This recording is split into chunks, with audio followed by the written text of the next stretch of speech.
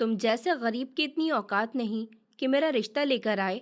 आशिमा ने मेरे हाथ से मिठाई का डिब्बा उठाकर जमीन पर फेंका तो मैं पत्थर सा रह गया। उसी ने कहा था कि वो मुझसे प्यार करती है और मुझसे शादी करना चाहती है। वो हंसते हुए मेरे करीब आई और बोली, तेरे जैसे गरीब तो मेरे घर के नौकर होते हैं।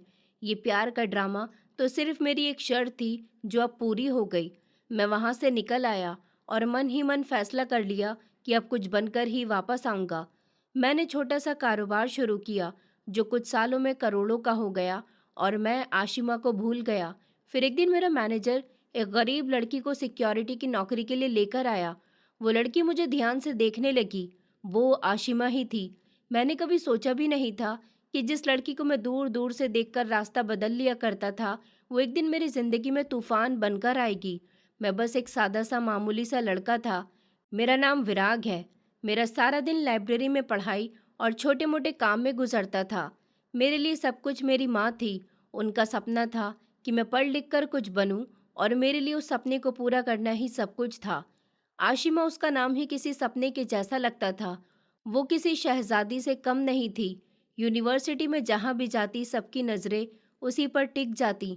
उसके कपड़े, उसके बोलने का अंदाज, यहाँ तक कि उसकी खामोशी में भी एक अलग ही खिंचाव था जो उसे सबसे अलग बनाता। मेरे लिए वो एक ऐसी दुनिया की थी जिसमें मेरी कोई जगह नहीं। मैं अक्सर उसे कैफ़े में या यूनिवर्सिटी की गलियों में अपने दोस्तों के साथ देखा करता। उसकी हर बात पर लोग हंसते, हर अदा पर उसे तारीफें मिलती। वो लड़की जिसे हर वक्त शान शौकत घेर कर रखती थी, वो कभी मेरे जैसे आम इंसान को देखेगी ये सोच भी नहीं सकता था। फिर एक दिन कुछ बदल गया। मैं लाइब्रेरी में बैठा हुआ था जब एक हल्की सी आवाज़ ने मुझे चौंका दिया। सॉरी, क्या ये किताब आप ख़त्म कर चुके हैं? मैंने मुड़कर देखा तो वो आशिमा थी।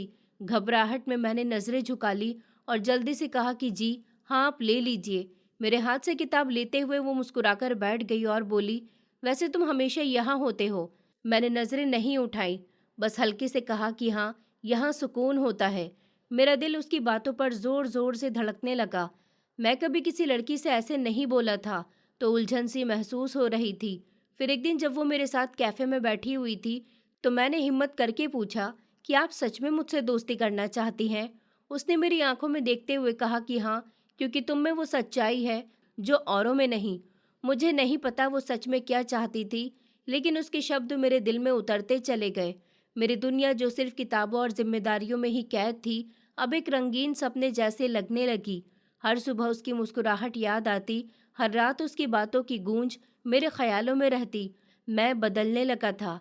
मैंने नए कपड़े खरीदे, बोलने का तरीका सुधारा, क्लास में अब मैं कॉन्फिडेंस महसूस करता।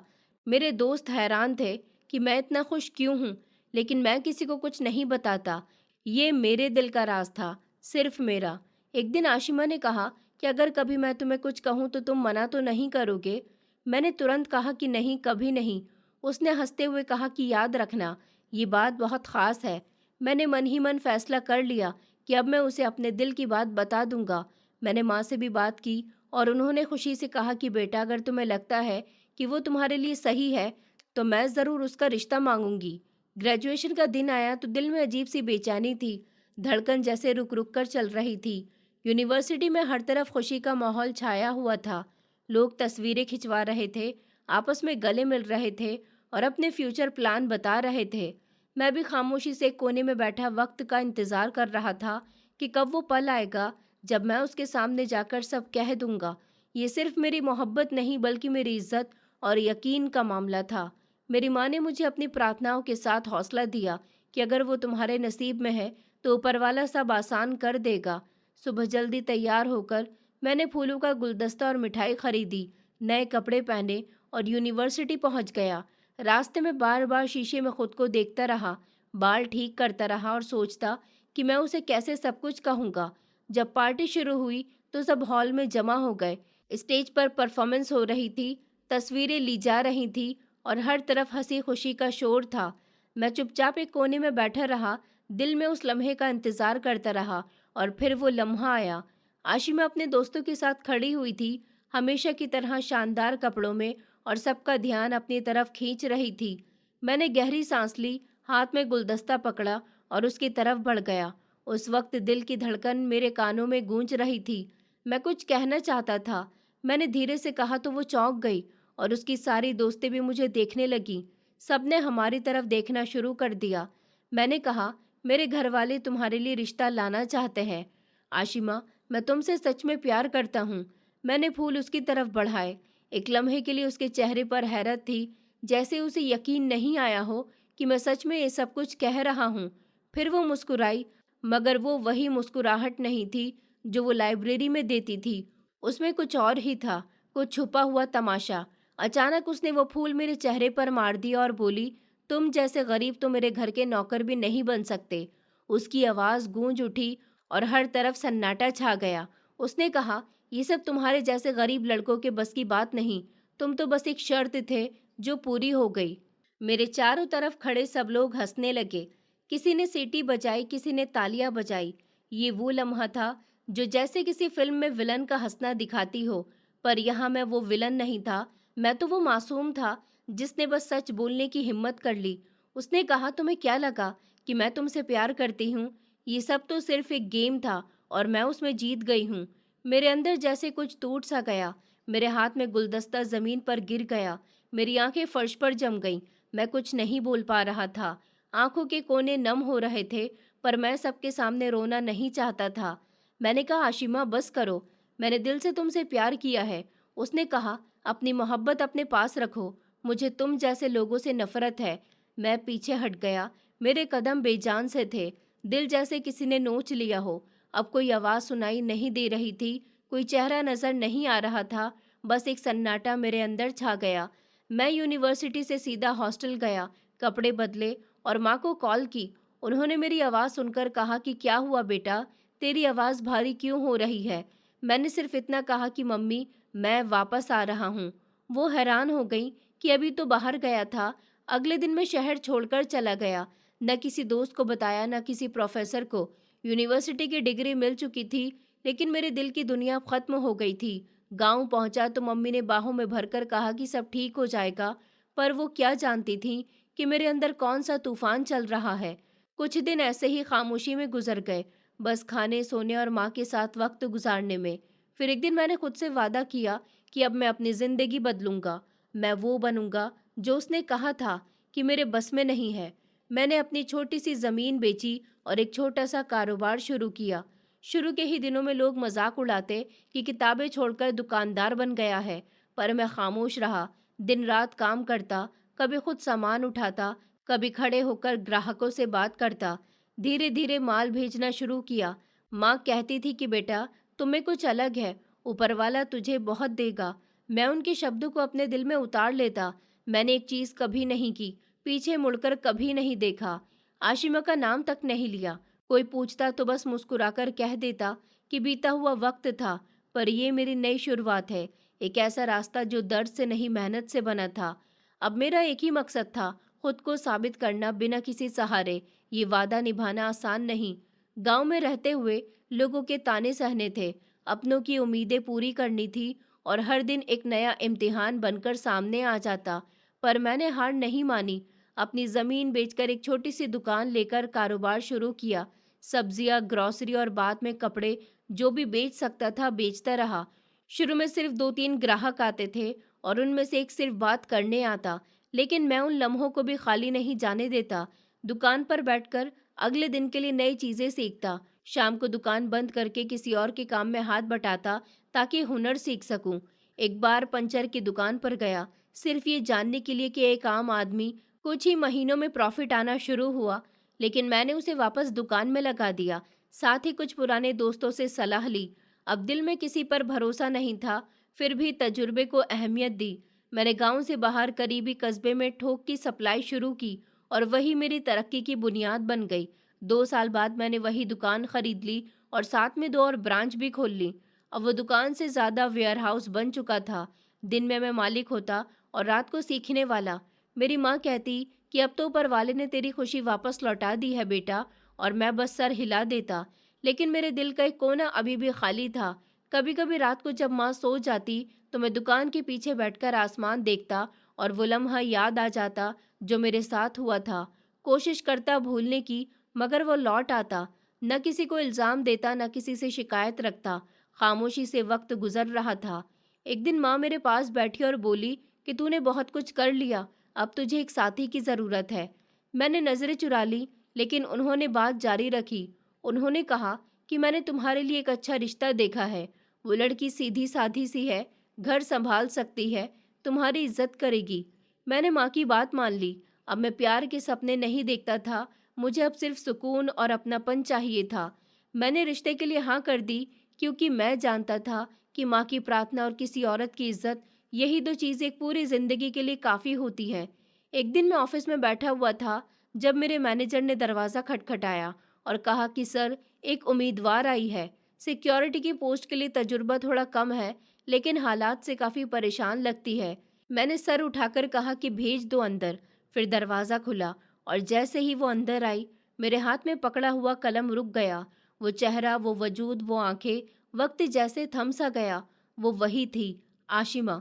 लेकिन वो ये आशिमा नहीं थी जो मैंने यूनिवर्सिटी में देखी। उसके कपड़े सादे से थे, चेहरे पर थकान के असर, बालों में रूखापन था, हाथों में एक पुरानी सी फाइल थी। उसने धीरे से कहा कि हेलो सर।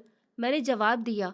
वो नज़रें झुकाए बिना कुर्सी पर बैठ गई और बोली, मुझे नौकरी की ज़रूरत है। मेरा दिल एक लम्हे को रुक गया, लेकिन चेहरे पर कोई असर नहीं आया। मैंने फाइल खोली और उसके डॉक्यूमेंट्स देखे। एजुकेशन पूरी थी, लेकिन उसके रिकॉर्ड में खालीपन छुपा हुआ था। मैंने पूछा, आपने इससे पहले 2 साल कहाँ काम किया? उसने कहा कि कहीं नहीं, कुछ पर्सनल प्रॉब्लम्स थीं। मैंने उसकी आंखों में झांक कर देखा।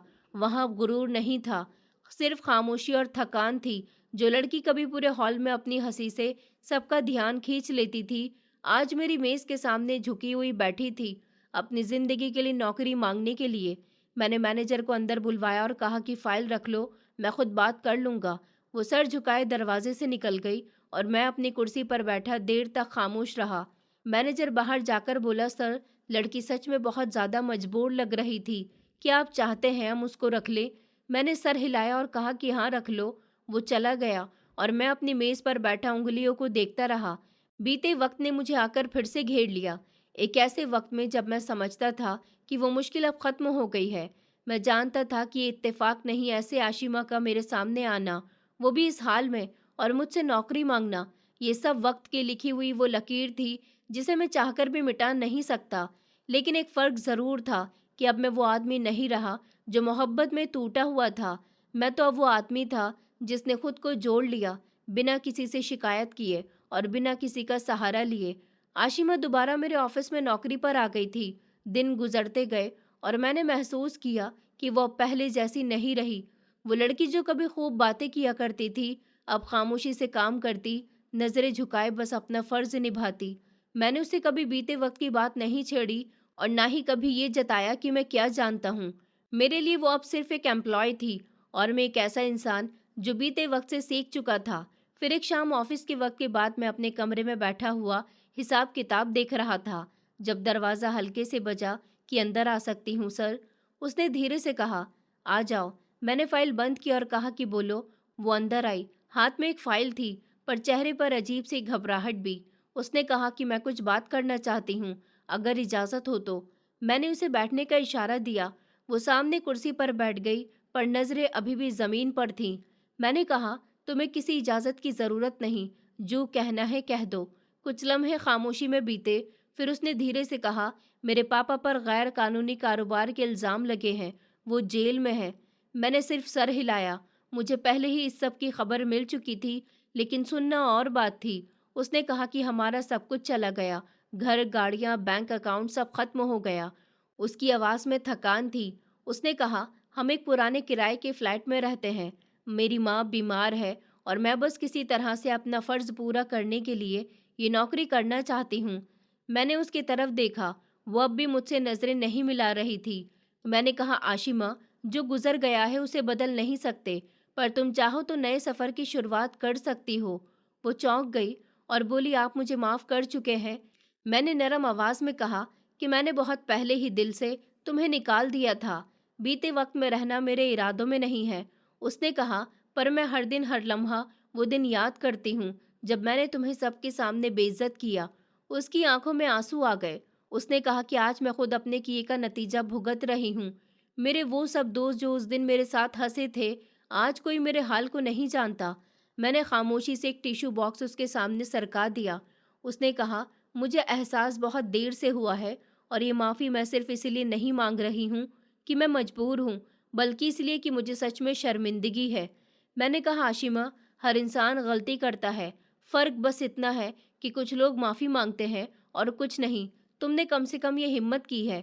वो खामोश रही पर उसकी सांसें तेज़ हो गई थी। फिर वो धीरे से बोली कि अगर तुम मुझे दोबारा अपनी ज़िंदगी का हिस्सा नहीं बना सकते तो कम से कम इतना ज़रूर कह दो कि तुमने मुझे माफ़ कर दिया। मैंने कुर्सी पर टेक लगाकर उसे देखा और कहा कि मेरी ज़िंदगी का फ़ैसला हो गया है आशिमा। मेरी माँ ने मेरा रिश्ता तय कर दिया है। वो नज़रें उठाकर मुझे देखने लगी कि तुम खुश हो। मैंने मुस्कुराकर कहा, प्यार शायद नहीं हो, लेकिन इज्जत सुकून ज़रूर है और यही ज़िंदगी के लिए काफ़ी होता है। वो धीरे से सर हिलाकर उठी और बोली, शुक्रिया, बस इतना ही सुनना था। कि जैसे ही वो दरवाजे की तरफ मुड़ी, मैंने कहा, आशिमा, वो पलट गई। तुमने जो खोया वो तुम्हारी गलती थी, लेकिन अब जो पाओगी वो तुम्हारी मेहनत पर डिपेंड करेगा। जिंदगी तुम्हें दोबारा मौका दे रही है, बस इस बार उसे खराब मत करना। वो कुछ नहीं बोली, बस हल्की सी मुस्कुराहट लेकर बाहर निकल गई। जब वो कमरे से निकली तो दरवाज़ा धीरे से बंद हुआ, लेकिन उसके पीछे जो खामोशी छूटी वो मेरे अंदर देर तक गूंजती रही।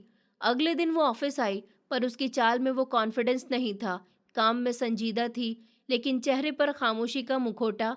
मैंने कभी उससे नजरें नहीं चुराई और ज्यादा बातचीत भी नहीं की, लेकिन मैं समझ सकता था कि वो अंदर से टूट चुकी है। फिर एक शाम जब सब एम्प्लॉय जा चुके थे, मैं भी बाहर जाने लगा, तो वो मेरे कमरे के दरवाजे पर खड़ी हुई थी, हाथ जोड़े हुए, आंखें नम और चेहरा हैरान था। उसने कहा, मुझे सिर्फ 1 मिनट चाहिए। मैंने दरवाज़ा पकड़कर कहा कि बोलो, क्या हुआ? वो कुछ कदम आगे बढ़ी और मेरे सामने आकर रुक गई। मैंने सोचा शायद जिंदगी मुझे माफ़ कर देगी, लेकिन शायद नहीं। शायद हर कदम, हर फैसला मेरी बर्बादी की शुरुआत था। मैं खामोश रहा, वो बात कर रही थी और शायद पहली बार दिल से कर रही थी। मुझे लगा जैसे दुनिया हमेशा मेरे कदमों में होगी। जो दोस्त हर वक्त साथ में पहले हुआ करते थे, वो सब मेरे खिलाफ हो गए। एक ने कहा कि आशिमा, हमने तो मजाक किया था, तुम उसे सीरियस क्यों ले रही हो? दूसरे ने मुंह मोड़ लिया। वो रुकी, फिर धीरे से बोली कि मेरे पास कुछ भी नहीं बचा, न घर, न रिश्ते, न इज्जत, और सबसे तकलीफ देने वाली बात यह है कि मैं जानती हूँ ये सब मैंने खुद ही किया है। मैंने गहरी सांस ली और कहा कि कभी कभी वक्त वो सबक देता है जो रिश्ते, दोस्त या खानदान नहीं दे पाते, और वो सबक बहुत महंगा होता है। वो धीरे बोली। मैं अपनी कुर्सी पर टेक लगाकर उसकी तरफ देखता रहा। आशिमा, मैंने माफ़ी ले ली, मैंने सुन भी लिया और दिल से माफ़ भी कर दिया, लेकिन याद रखो, माफ़ी हर बार रास्ता वापस नहीं देती। कुछ दरवाजे माफ़ करने से नहीं, बल्कि बंद रहने से पक्के होते हैं। वो खामोश हो गई। उसकी आंखों से आंसू बह रहे थे, लेकिन इस बार उसमें कोई शोर नहीं था, सिर्फ टूट फूट की एक गहरी आवाज़ थी जो अंदर कहीं गूंज रही थी। उसने पूछा, तुम्हें लगता है मैं तुमसे सिर्फ खेल रही थी? शायद मैं खुद से भी वही कर रही थी, खुद को भी धोखा दिया। उसने हाथ जोड़कर बोला, बस इतना बता दो कि तुम अब भी मेरे लिए कोई जगह रखते हो। मैंने उसे देखा, वही चेहरा जो कभी मेरे सपनों का हिस्सा हुआ करता था, अब एक सवाल बनकर मेरे सामने आ खड़ा हुआ। मैंने कहा, नहीं आशिमा, जो मुकाम तुम्हारे लिए था वो खाली नहीं रहा, मैंने उसको किसी और के लिए बचाकर रखा है। वो सर झुकाकर बोली, क्या वो तुमसे प्यार करती है? शायद नहीं, लेकिन वो मुझे इज्जत देती है। मेरी माँ उसको बेटी की तरह मानती है, पर यही मेरी जिंदगी के लिए काफ़ी है। तो तुम खुश हो? मैंने हल्की सी मुस्कुराहट के साथ कहा, मैं सुकून में हूँ और यही असली खुशी है। आशिमा ने नज़रें झुका ली, फिर बोली, मुझे अब कुछ नहीं कहना, कुछ नहीं मांगना। मैं जान गई हूँ कि कुछ दरवाजे बस देखने के लिए होते हैं, खोलने के लिए नहीं। मैंने अपना बैग उठाया कि तुम्हें ज़िंदगी ने बहुत सिखाया है, अब उसे इस्तेमाल करो दोबारा। वो बनने की कोशिश मत करो जो तुम थी, बल्कि वो बनो जो तुम्हें होना चाहिए। वो दरवाजे से हट गई, धीरे से बोली, मैंने आज सीखा है कि सच्चे लोग हमेशा वापस नहीं मिलते, और जब मिलते हैं तो पहले जैसे नहीं होते। कुछ सबक वक्त सिखाता है और कुछ जख्म सारी उम्र याद रहते हैं। मैंने दरवाज़ा खोला और बाहर निकल गया। रात को जब मैं घर पहुंचा तो मम्मी बैठक में थी, हाथ प्रार्थना के लिए उठाए हुए और चेहरे पर सुकून था। मैं उनके पास बैठ गया। विराग बेटा, तेरी आंखों में आज अजीब सा सुकून है, मम्मी बोली। शायद मैं आज एक दरवाज़ा बंद कर रहा हूँ हमेशा के लिए, और जब एक दरवाज़ा बंद होता है तो दूसरा खुद खुल जाता है। मैंने सर झुकाकर कहा कि हाँ मम्मी, अब वक्त है, नई जिंदगी के दरवाजे को खोलने के लिए मैं तैयार हूँ। अब वक्त है कि मैं उन रास्तों पर चलूं जहाँ मेरा दिल, मेरा हाल मर्जी से लिखा जाए, न किसी की जिद से। आसमान के लिए वो मुलाकात शायद आखिरी मौका थी, पर उस लम्हे में ये भी जान गया कि कभी कभी इंसान को हमदर्दी चाहिए होती है। न बदला, बस वो रुकावट जो जहाँ से कहानी फिर नहीं दोहराई जा सके। माँ ने मुझसे एक दिन बैठे बैठे कह दिया कि विराग बेटा, तुम अब बहुत कुछ सीख चुके हो, अब वक्त है कि खुशी तुम्हारे दरवाजे पर भी दस्तक दे। मैंने शांत होकर उनकी तरफ देखा। वो नरमी से बोली, मैं तुम्हारे लिए एक रिश्ता देख रही हूँ। लड़की तुम जैसी ही सादा जिंदगी की है, हमारे जैसे उसूलों में पली बड़ी है। मैंने कुछ देर सोचा, फिर धीरे से कहा कि मम्मी, अगर आपको लगता है कि वो मेरे लिए ठीक है तो मुझे भी कोई एतराज़ नहीं है। मम्मी के चेहरे पर एक माँ वाली रोशनी आ गई। मोहब्बत ज़रूरी नहीं, इज्जत हो तो मोहब्बत भी पैदा हो ही जाती है। उस वक्त मैंने दिल में ठान लिया कि अब मेरी ज़िंदगी का फैसला मोहब्बत से नहीं, इज्जत और सुकून की बुनियाद पर होगा। मैं ज़िंदगी की कड़वाहट और भारी हकीकत देख चुका था, और मुझे अब सिर्फ एक ऐसा साथी चाहिए था जो मेरे लिए सुकून की वजह बने, ना कि इम्तिहान की। कुछ दिन बाद माँ ने मेरी मुलाकात उस लड़की से करवाई। वो बहुत ज़्यादा शांत और खामोश रहने वाली थी। हमारी बात कम हुई, लेकिन उसकी आंखों में साफ नियत देखी जा सकती थी। उसने पहला सवाल किया कि आपको इस रिश्ते से क्या उम्मीद है। मैंने जवाब दिया, ऐसी ज़िंदगी जहाँ इज्जत हो, दिल का सुकून हो और साथ में भरोसा हो। मोहब्बत का वादा मैं नहीं करता, लेकिन दिल से इज्जत ज़रूर करूँगा। वो मुस्कुराई, यही तो मैं भी चाहती हूँ। मेरी माँ उस वक्त बहुत खुश थी। उनकी प्रार्थनाओं ने वो सुकून दे दिया जिसकी मैं सालों से तलाश कर रहा था। उस बीच आशिमा भी ऑफिस आती रही, लेकिन वो मेरी जिंदगी के मंजरों से धीरे धीरे पीछे हट रही थी। एक दिन जब वो कमरे में कागज लेकर आई, मैं टेबल पर बैठा हुआ शादी की तैयारी से जुड़े कुछ कागज देख रहा था। उसे अंदाजा हो गया। उसने फाइल मेरे टेबल पर रखते हुए कहा कि सर, आपकी शादी हो रही है। मैंने बस सर हिलाया। वो बोली, बधाई हो। मैंने शुक्रिया कहा और खामोशी से वो मेरे कमरे से निकल गई। उस दिन शाम को जब मैं ऑफिस से बाहर निकला, वो बाहर गेट के पास खड़ी हुई थी। मैं रुक गया तो वो मेरे पास आई। क्या कुछ देर बात हो सकती है? हाँ बोलो। मैं जानती हूँ कि अब बहुत देर हो चुकी है और मेरे पास कहने को कुछ भी नहीं बचा, पर मैं सिर्फ एक बार ये कहना चाहती हूँ कि जो कुछ हुआ उस पर मुझे सच में बहुत अफसोस है। न सिर्फ तुमसे बल्कि अपने आप से भी। तुम्हारे शब्द सच्चे हैं आशिमा, पर तुम्हें अब खुद से जीना सीखना होगा। मैं सीख रही हूँ, बस वक्त लग रहा है। उसने नजरें झुकाकर कहा, कभी कभी दिल करता है कि वक्त को पीछे मोड़ दूं, पर जानती हूँ कि ये मुमकिन नहीं। मैं बोला, बस ये याद रखना, जो तुमने खोया वो शायद तुम्हारे गुरूर की कीमत थी, और जो तुम अब पाओगी वो तुम्हारी नरमी और सच्चाई की कदर पर मिलेगा। क्या कभी तुम मुझे माफ कर सकोगे? दिल से। मैं तुम्हें माफ कर चुका हूँ, लेकिन जो एक बार टूट जाए वो जुड़ तो सकता है, पर पहले जैसा नहीं रहता। वो खामोश हो गई। आंखों से आंसू बह रहे थे, पर इस बार उसमें कोई शोर नहीं, सिर्फ टूटने की आवाज थी जो अंदर कहीं गूंज रही थी। फिर बोली कि मैं जानती हूँ कि अब मेरी जिंदगी में तुम्हारी जगह नहीं रही, और शायद यही सही है। मैंने आसमान की तरफ देखा। शाम ढल रही थी। जिंदगी एक नया मोड़ ले चुकी थी। आशिमा, मेरे लिए भी और तुम्हारे लिए भी। अब हम उन रास्तों पर नहीं चल सकते जो कभी एक साथ थे। उस दिन के बाद वो ऑफिस आती रही, काम करती रही, पर कभी गैर ज़रूरी बात नहीं करती। एक दिन मैंने उसकी सैलरी बढ़ा दी। वो शुक्रिया अदा करने मेरे कमरे में आई और बोली, मैंने सुना था कि अच्छे लोग बदले में कुछ नहीं मांगते। आज तुम्हें देखकर यकीन आ गया। मैं मुस्कुराकर बोला, बस ये प्रार्थना है कि तुम अपनी नई जिंदगी में कुछ ऐसा ज़रूर बनो जिस पर तुम्हें खुद पर गर्व हो। वो सर झुकाकर बाहर चली गई। शादी की तैयारी शुरू हो गई। माँ हर दिन बिजी रहती और घर में नई जिंदगी की खुशबू महसूस होती। मैं अपने आप को पूरी तरह नए मोड़ के लिए तैयार कर चुका था। प्यार की तकलीफ और उसका अंजाम खत्म हो चुका था। अब वो सिर्फ एक सबक बन गया। मुझे यकीन था कि मैं अब न वही गलती करूंगा, न किसी को अपने साथ ऐसा करने दूंगा।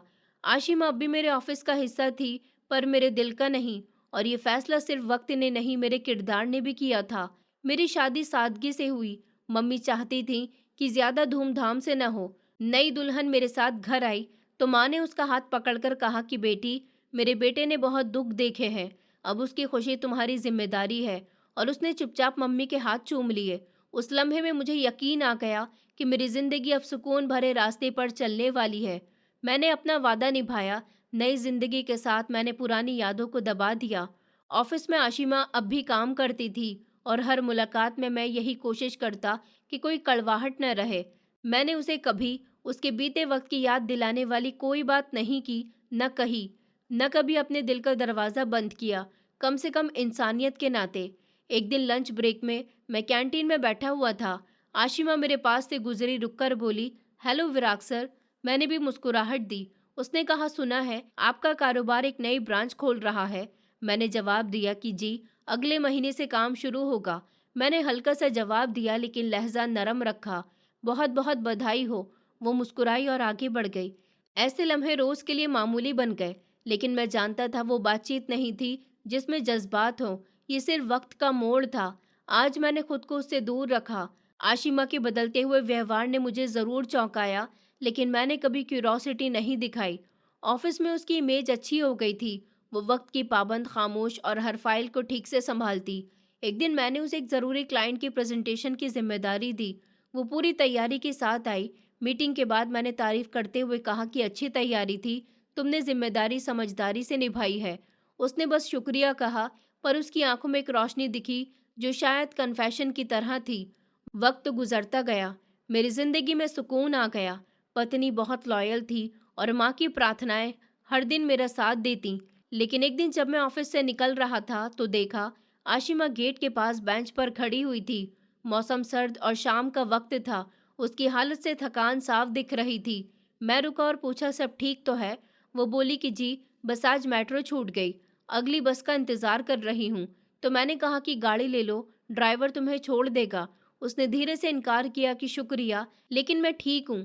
अकेली लड़की शाम के वक्त यहाँ नहीं बैठे तो ठीक है, चलो मैं खुद तुम्हें छोड़ देता हूँ। कुछ लम्हों को वो झिझकने लगी, फिर खामोशी से मेरी गाड़ी में आकर बैठ गई। रास्ते में ज्यादा बात नहीं हुई, बस कभी कभी मामूली सवाल हुए, जैसे नया ऑफिस कहाँ खुल रहा है या आपकी माँ कैसी है। जब मैंने उसे एक फ्लैट के सामने उतारा तो वो गाड़ी से उतरने से पहले बोली, मैं जानती हूँ कि विराग, तुम अब मेरे लिए कुछ महसूस नहीं करते, लेकिन ये जो इज्जत तुमने मुझे दी है वो मेरे अंदर कहीं पहुंच गई है। मैंने कहा, इज्जत देना मेरा फर्ज है, चाहे रिश्ता कुछ भी हो। वो खामोशी से सर हिलाकर अंदर चली गई। उसके बाद मैंने उसे काम करते देखा। अब वो सिर्फ जिम्मेदार नहीं बल्कि भरोसे से भरी हुई नजर आने लगी। वो छोटे कारोबार के बारे में पूछती, वर्कशॉप में शामिल होती और वक्त निकालकर कुछ ऑनलाइन कोर्स भी करने लगी। एक दिन कंपनी के ह्यूमन रिसोर्स हेड मेरे पास आए और बोले, आशिमा ने अपनी रिजाइन दे दी है। मैंने चौंक कर पूछा, कोई परेशानी हुई है उसे क्या? उन्होंने कहा कि नहीं सर, वो अपना बिजनेस शुरू करना चाहती हैं। मैंने फाइल खोली और रिजाइन का खत पढ़ा। वो सादा सा था, पर उसमें लिखा था कि वो लड़की जो कभी घमंड की बुलंदियों पर थी, अब अपनी मेहनत से सही रास्ते पर जा रही है। मैंने उसे बुलाया और कहा कि तुम अपना बिजनेस कर रही हो? वो बोली, जी, थोड़े पैसे बचा लिए हैं। माँ की सेहत अब कुछ बेहतर है और मैंने कुछ हासिल भी किया है। अब आगे बढ़ना है। मैंने कहा कि बधाई हो, कुछ चाहिए हो तो मुझे बताना। वो मुस्कुराई और बोली, शुक्रिया, लेकिन अब मैं चाहती हूँ कि जो भी करूँ खुद से करूँ, किसी की मोहताज बनकर नहीं, क्योंकि वो बहुत भारी होता है। मैंने सर हिलाया और दिल से प्रार्थना की। फिर वो चली गई। इस बार कुछ अधूरा नहीं था, न मेरे दिल में न शायद उसके दिल में। अब जब भी मैं रात को बैठा अपनी पत्नी और माँ के साथ चाय पीता तो कभी कभार ध्यान में ख्याल आता, अगर आशिमा ने वक्त पर ये रास्ता चुना होता तो शायद सब कुछ अलग होता। फिर खुद से कहता कि जो वक्त पर नहीं हो वो सिर्फ सबक बन जाता है। मेरी पत्नी अब मेरी जिंदगी का एक हिस्सा बन गई, एक पूरा मोड़ जिसका चेहरा एक खामोश इज्जत पर था, और शायद यही काफ़ी होता है। वक्त गुजर रहा था और मैं अपनी नई जिंदगी में पूरी तरह से डूब गया। अब मेरा कारोबार 2 शहरों तक फैल गया था। पत्नी मेरे साथ कदम से कदम मिलाकर चल रही थी और माँ की प्रार्थनाएं हर दिन मेरे सफ़र को आसान बनाए रखती। मैंने बीते वक्त को याद करना तकरीबन बंद कर दिया। न उसका नाम आता था, न ख्याल में और न चेहरा। मेरे दिल के किसी कोने में मैं जानता था कि वो अब भी वही कुछ कर रही होगी जो मैंने कभी किया था, अपने आप को दोबारा से जोड़ना और अपने नए रास्ते की तलाश करना। एक दिन मेरी पत्नी ने मुझसे पूछा, क्या तुमने कभी उन लोगों को माफ़ कर दिया जिन्होंने तुम्हें नीचा दिखाया था? मैं लम्हा भर सोच कर बोला कि हाँ, माफ़ कर दिया, क्योंकि उनके लिए सोचते रहना मेरे वक्त को ख़राब करना था और कुछ नहीं। वो मुस्कुराई और बोली, हाँ, तभी तुम आज यहाँ खड़े हो। कुछ दिन के बाद बिजनेस कॉन्फ्रेंस के सिलसिले में मुझे नए शहर जाना पड़ा। वहाँ मेरी मुलाकात एक पुराने इन्वेस्टर से हुई जो कहने लगा, यहाँ एक औरत है, नाम आशिमा सुना है। उसने बीते वक्त में बड़ी मुश्किलें झेली हैं, पर अब उसने अपने काम से काफ़ी असर छोड़ा है। मेरी आंखों में एक पल के लिए वही पुराना नाम चमक गया, पर मैंने खुद को संभाला और बिना कुछ कहे सर हिला दिया। ये पल मेरे लिए काफ़ी था कि समझ सकूं वो भी अब अपने कदमों पर मजबूत खड़ी हुई है। जब मैं होटल के कमरे में वापस आया तो बिना इरादा किए मैंने ऑनलाइन उसके बिजनेस का प्रोफाइल चेक किया। एएस क्रिएशंस के नाम से एक छोटा हैंडमेड क्राफ्ट्स का ब्रांड जो बेसहारा औरतों को भी रोजगार दे रहा था। तस्वीर में वो नजर नहीं आई, पर उसके काम की चमक साफ दिख रही थी। दूसरी तरफ मैं भी उसी शहर में अगले महीने अपनी कंपनी की नई ब्रांच खोलने की तैयारी कर रहा था। एक दिन मैंने देखा कि हमारी कंपनी की सप्लाई टीम ने एएस क्रिएशन से माल खरीदने की इजाज़त मांगी। कुछ जानकारों ने बताया कि ये ब्रांड अच्छा और भरोसेमंद है। मैं मुस्कुराया और कहा कि काम अच्छा हो तो नाम देखना ज़रूरी नहीं। उसी शाम एक फंक्शन था जहां नए स्टार्टअप्स को पुरस्कार दिए जा रहे थे। मैं वहां स्पेशल गेस्ट था। स्टेज पर एक नई कारोबारी औरत को बुलाया गया। नाम सुनकर मेरी सांसें थम गईं। आशिमा, वो स्टेज पर जाकर बोली, मैंने अपना सफ़र शुरू किया बिना किसी तारीफ के, बिना किसी सहारे के, पर आज ये मुकाम मेरे मम्मी पापा की प्रार्थना और अपनी मेहनत की बदौलत है। मैं ये अवार्ड उन औरतों के नाम करना चाहती हूँ जो खुद से कुछ बनना चाहती हैं, बिना किसी को नीचा दिखाए। जब वो स्टेज से उतरी, हमारी नज़रें मिली, फिर अलग हो गई। वो मेरे पास नहीं आई और मैं भी नहीं गया। शायद कुछ लम्हे सिर्फ सन्नाटे के लिए होते हैं, शब्दों के नहीं। मेरे दिल में अजीब सा सुकून था। मुझे यकीन हो गया कि वो सच में बदल चुकी है और जो रास्ता उसने चुना है वो मजबूती से उस पर चल रही है। मेरी पत्नी ने कहा कि इस शहर में तुम्हें कोई पुराना चेहरा दिखा? मैं मुस्कुराया और बोला, हाँ, पुराना चेहरा नए मुकाम पर और बहुत बेहतर लग रहा था। आशिमा ने शहर में एक छोटा इंस्टीट्यूट भी खोला जहां वो औरतों को सिलाई, कढ़ाई और छोटे कारोबार के हुनर सिखाती थी। मैंने कभी खुद वो रास्ता नहीं देखा, पर एक दोस्त ने उसकी तस्वीर भेजी, सफ़ेद शलवार कमीज में, बाल सादे, बच्चों के साथ मुस्कुराती हुई। मैंने तस्वीर देखकर मोबाइल बंद कर दिया। मेरा बीता हुआ वक्त अब एक नया मोड़ था। मेरी माँ एक दिन बोली, बेटा, वो लड़की जिसने तुम्हें दुख दिया था अब अच्छे काम का जरिया बन गई है। मैं मुस्कुराया, माँ, मैं उसके लिए प्रार्थना करता हूँ कि वो सही राह पर चलती रहे। आशिमा अब न सिर्फ अपनी माँ का सहारा बनी थी, बल्कि कई घरों की उम्मीद थी। उसने अपने जख्मों को सबक बनाया और पछतावे को मेहनत के ईंधन में बदल दिया। वो अब मोहब्बत के सपने नहीं देखती, बल्कि इज्जत और सुकून के सपने देखती है, जिन्हें वो खुद अपने हाथों से बनाती। ये जिंदगी शायद उसी को कहते हैं जहाँ कोई किरदार विलन से हीरो बन जाए, और वो भी बिना किसी को हराए। कारोबार में वो मुकाम हासिल कर चुकी थी जिसकी कभी मैंने कल्पना भी नहीं की। अलग शहर में ब्रांच, इंटरनेशनल पार्टनर और एक वफादार टीम जो उसके साथ कदम से कदम मिलाकर चलती थी। जब मैंने पहली दुकान खोली, मेरा इरादा सिर्फ माँ के लिए कुछ बेहतर करने का था, पर अब वो प्रार्थना मेरे पैरों को जमीन से बांधे और दिल को आसमान तक उठाए रखती। एक दिन माँ मेरे ऑफिस आई, अच्छे कपड़े पहने, हाथ में मिठाई का डिब्बा लिए, मुस्कुराती हुई बोली, आज मेरे बेटे को अवार्ड मिल रहा है। मैं आगे बढ़ा और उनका हाथ चूम लिया कि ये सब आपकी प्रार्थनाओं का ही नतीजा है मम्मी। शाम को जब अवार्ड फंक्शन में मेरा नाम पुकारा गया, विराग, और मैं स्टेज पर गया, तो पहली बार मैंने कहा, मेरी माँ ने मेरा हाथ कभी नहीं छोड़ा, इसलिए मैंने कभी हार नहीं मानी। तालियां गूंजने लगी, लेकिन मेरी नज़रें माँ पर थीं, जो आंखों में आंसू लिए प्रार्थना कर रही थी। मेरी पत्नी, जो अब सिर्फ साथी नहीं बल्कि मेरी हमसफर भी थी, हर जगह मेरे साथ खड़ी होती। वो महफिलों में कम बोलती, लेकिन हर बोल में कॉन्फिडेंस होता। एक बार किसी फंक्शन में एक मेहमान औरत ने पूछा कि आपका पति तो बहुत मशहूर हो गया, क्या आपको कभी ऐसा नहीं लगता कि आप छाँव में रह रही हैं? मेरी पत्नी मुस्कुराई, अगर छाँव में रहना उनके कदम मजबूत करता है तो मुझे वो छाँव मंजूर है। मैं उसकी ओर देखता रहा, जानता था कि जिंदगी ने मेरे लिए सही साथी चुना है। कुछ दिन के बाद बिजनेस से जुड़ी एक मीटिंग के लिए मैं उसी शहर गया जहां आशिमा का इंस्टीट्यूट था। वहां की औरतों ने उसके काम की तारीफ की और बताया कि कैसे उसने कई औरतों को खुद का कारोबार शुरू करने की हिम्मत दी है। मुझे ये सुनकर खुशी हुई कि वो अकेली नहीं, बल्कि बहुतों की उम्मीद की किरण बन चुकी थी। वहीं मेरी जिंदगी भी एक नए दौर में एंटर कर रही थी। मेरी नई ब्रांच का काम तेजी से बढ़ रहा था।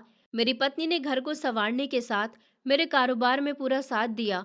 हम दोनों मिलकर हर मुश्किल को पार कर रहे थे। एक दिन ऑफिस में मैंने उसे देखा। वो अपने एम्प्लॉयज़ के साथ मुस्कुराती हुई अपने काम में बिजी थी। मुझे लगा कि जिंदगी ने हम दोनों को सही राह पे ला दिया है।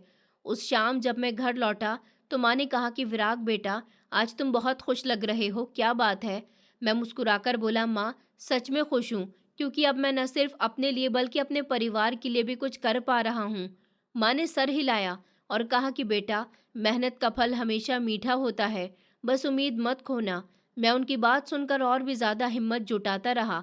फिर एक दिन ऑफिस में मेरी पत्नी ने मुझसे कहा, क्या कभी आपके दिल में कोई बात छुपी है जो आप मुझसे नहीं कहते? मैं उसे देखकर मुस्कुराया और कहा कि जब तक मैं जी रहा हूँ, तुम्हारे लिए मेरा दिल साफ रहेगा। वो मेरे हाथ थामे हुए बोली, बस यही मुझे चाहिए, आपके साथ की सच्चाई और भरोसा। वहीं दूसरी तरफ आशिमा ने भी अपने इंस्टीट्यूट में एक नया कोर्स शुरू किया जो औरतों को डिजिटल मार्केटिंग सिखाता था, ताकि वो अपने हुनर को ऑनलाइन भी बढ़ा सके। उसका जुनून देखकर मुझे उस पर गर्व हुआ कि उसने अपनी ज़िंदगी को नई दिशा दे दी। वक्त के साथ दोनों की ज़िंदगी में बदलाव आया, लेकिन जो बीता वो सबक बनकर रह गया था। कभी कभी मैं सोचता कि अगर वो लम्हा लौट भी जाए तो क्या बदलेगा? शायद कुछ नहीं, क्योंकि जिन रास्तों को हम चुनते हैं वही हमें हमारी मंजिल तक पहुंचाते हैं। मेरी पत्नी मेरे साथ हर खुशी और गम में थी। हम दोनों ने मिलकर अपने सपनों को हकीकत बनाया। मैं अब ज्यादा समझदार और मजबूत था, और उसने भी अपने स्ट्रगल को जीत में बदला। हमारे बीच भरोसे और प्यार की जो डोर बनी थी वो किसी तूफान में भी नहीं टूट सकती। इस तरह हमारी कहानी एक नई शुरुआत लेकर आई थी, जहां बीते हुए जख्म धीरे धीरे भर रहे थे और जिंदगी की नई उम्मीदें हम दोनों के लिए रोशनी बन रही थी। हम जानते थे कि रास्ते चाहे जितने भी मुश्किल क्यों न हो, बस साथ चलना जरूरी था, और यही हमारा सच था। वक्त गुजरता रहा और जिंदगी ने हमें कई सबक सिखाए। मैं अब अपनी नई जिंदगी में पूरी तरह से डूब गया, लेकिन कभी कभी बीते हुए दिनों की यादें जैसे कोई पुरानी फिल्म मेरे दिल के पर्दे पर चलने लगती। मैं सोचता कि अगर वो वक्त दोबारा लौट आता तो क्या मैं वही करता या कुछ अलग रास्ता चुनता। मैं जानता था कि बदलाव जरूरी था, और हमने वो कर दिखाया। मैं अपनी पत्नी के साथ खुश था, और माँ की प्रार्थनाएं मेरे लिए हमेशा एक सहारा बनी। हम दोनों ने मिलकर अपनी छोटी सी दुनिया बनाई, जहाँ प्यार था, इज्जत थी और एक दूसरे के लिए भरोसा। आशिमा की कहानी भी किसी इंस्पिरेशन से कम नहीं थी। उसने न केवल अपने लिए बल्कि उन औरतों के लिए भी रास्ता बनाया जो अपने पैरों पर खड़ा होना चाहती थी। वो अपने इंस्टीट्यूट में लगातार नए प्लान्स लाती और औरतों की मसीहा की मिसाल बन चुकी थी। उसकी मेहनत रंग ला रही थी और वो सोसाइटी में एक नई पहचान बना रही थी। मैं अक्सर सोचता कि हम दोनों की राहें कितनी अलग थीं, लेकिन मंजिल शायद एक ही। वो मंजिल जहाँ इंसानियत होती है, जहाँ माफ़ी होती है और जहाँ नई शुरुआत का मौका मिलता है। हम दोनों ने अपने अपने तरीके से अपने पिछले वक्त को पीछे ही छोड़ दिया और अपनी मेहनत और इरादों से खुद को दोबारा खड़ा किया। मैं अपनी कंपनी में लगा हुआ था और पत्नी हर दिन मेरे साथ कदम से कदम मिलाकर चलती। उसकी मौजूदगी में मुझे एक नई ताकत मिलती। मैं जानता था कि चाहे कितनी भी मुश्किलें आए, हम साथ हैं, और यही सबसे बड़ी दौलत है। एक दिन ऑफिस में एक मीटिंग के बीच मेरी नज़र अचानक एक रिपोर्ट पर पड़ी, जिसमें लिखा हुआ था कि हमारी नई ब्रांच ने पहले महीने में बहुत अच्छा कारोबार किया है। ये देख मेरा मन गर्व से भर उठा। उस वक्त मेरी पत्नी मेरे पास आई और मुस्कुराते हुए बोली, देखो, मेहनत रंग लाई, अब हम दोनों का सपना सच हो रहा है। मैंने उसकी तरफ देखा और कहा कि ये तो सिर्फ शुरुआत है, अभी तो बहुत कुछ करना है। हम दोनों ने एक दूसरे को देखा और समझ गए कि हमारा सफ़र अभी बहुत लंबा है, लेकिन हम एक साथ हैं। इस एहसास ने हमारे दिलों को एक नई उम्मीद दी। मैं अब उन बातों से ऊपर था जो कभी मुझे तोड़ने की कोशिश करती। मैं जानता था कि ज़िंदगी का असली मकसद खुश रहना और दूसरों को खुश रखना है। मैं अब अपने काम के अलावा सोसाइटी के लिए भी कुछ करना चाहता था, ताकि जो लोग मुश्किलों में हों उन्हें सहारा दे सकूं। इसी सोच के साथ मैंने कुछ दान और स्कॉलरशिप फंड भी शुरू किए जो ज़रूरतमंद स्टूडेंट्स को पढ़ाई में मदद करते। मुझे खुशी होती थी जब मैं देखता कि मेरे ट्राई करने से किसी की ज़िंदगी में कुछ बेहतर बदलाव आ रहा है। आशिमा भी अपनी ओर से लगातार काम कर रही थी और उसकी मेहनत हर किसी के लिए इंस्पिरेशन बन चुकी थी। हम दोनों की ज़िंदगी के अलग अलग हिस्से अब एक दूसरे को छूते हुए खूबसूरत कहानी बन गए थे। इस सफ़र में हमने सीखा कि वक्त चाहे कितना भी बुरा हो, लेकिन इंसान की हिम्मत और मेहनत से वो वक्त भी बदल सकता है जो कभी सब कुछ खत्म कर देने वाला लगता है। हम दोनों ने खुद को साबित किया कि जिंदगी में चाहे जितनी बार भी गिरो, लेकिन उठना और आगे बढ़ना जरूरी है। यही हमारी असली जीत थी, जो किसी इनाम से बहुत बड़ी थी।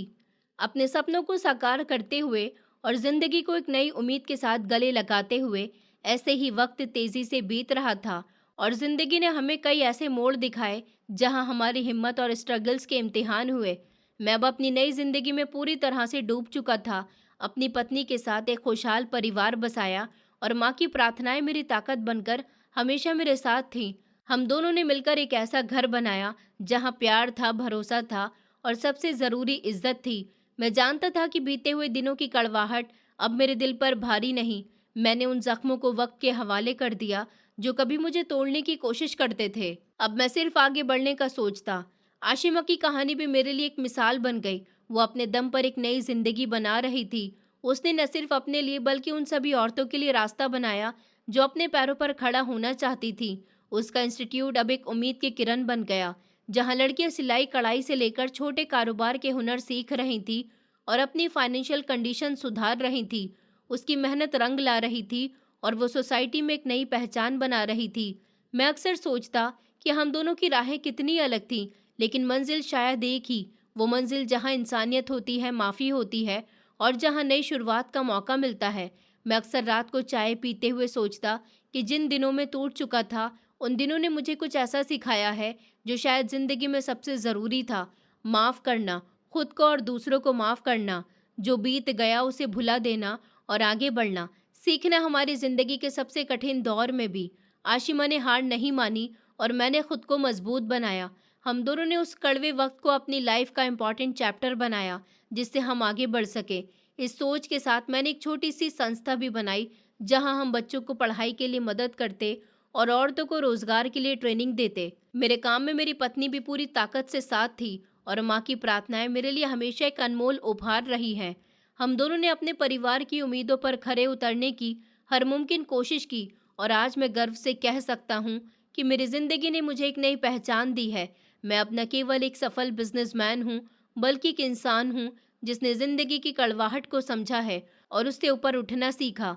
एक दिन जब मैं ऑफिस की छत पर खड़ा हुआ था और दूर आसमान की ओर देख रहा था, मुझे एहसास हुआ कि जिंदगी एक सफ़र है जहाँ मंजिल नहीं बल्कि सफ़र मायने रखता है। मैंने सोचा कि अब मैं खुद के लिए जी रहा हूँ, न किसी के लिए जो मुझे दबाने की कोशिश करता। इस सोच ने मुझे और भी ज़्यादा मजबूत किया और मैं अपने काम को और बेहतर बनाने लगा। आशिमा की ज़िंदगी भी बदल गई थी।